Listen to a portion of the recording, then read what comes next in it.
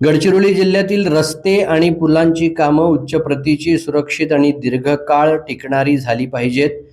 कामाच्या गुणवत्तेबाबत कोणतीही तडजोड खपवून घेतली जाणार नाही. निकृष्ट अथवा सदोष कामांची चौकशी करून दोषींवर कठोर दंडात्मक कारवाई करण्यात येईल, असा इशारा राज्याचे सार्वजनिक बांधकाम मंत्री, सार्वजनिक उपक्रम वगळून शिवेंद्रराजे भोसले यांनी दिला. जिल्ह्यातील सर्व पुलांचे स्ट्रक्चरल ऑडिट करून आवश्यक दुरुस्ती व पुनर्बांधणीचा प्राधान्यक्रम निश्चित करण्याचे निर्देशही त्यांनी दिले.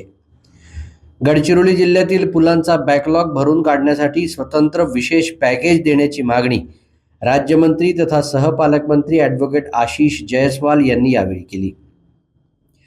गडचिरोली जिल्ह्याच्या दौऱ्यादरम्यान भोसले यांनी अडपल्ली येथील गोंडवाना विद्यापीठाच्या युनिव्हर्सिटी इन्स्टिट्यूट ऑफ टेक्नॉलॉजी परिसराला भेट देऊन विविध कामांची प्रत्यक्ष पाहणी केली.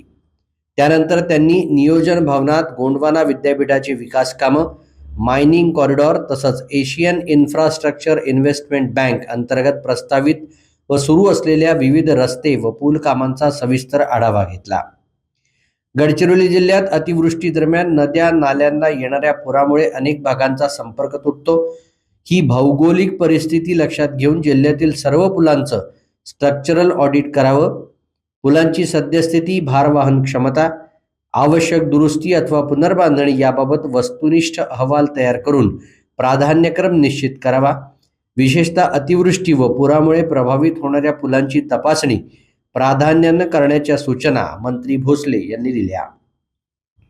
जिल्ह्यातील अनेक दुर्गम भागात आवश्यक पुलांअभावी पावसाळ्यात गावांचा संपर्क तुटतो. ही बाब लक्षात घेऊन जिल्ह्यातील पुलांचा बॅकलॉग भरून काढण्यासाठी स्वतंत्र आर्थिक तरतूद आवश्यक असून यासाठी आवश्यक निधीचा सर्वंकष प्रस्ताव तयार करण्याचे निर्देश त्यांनी दिले.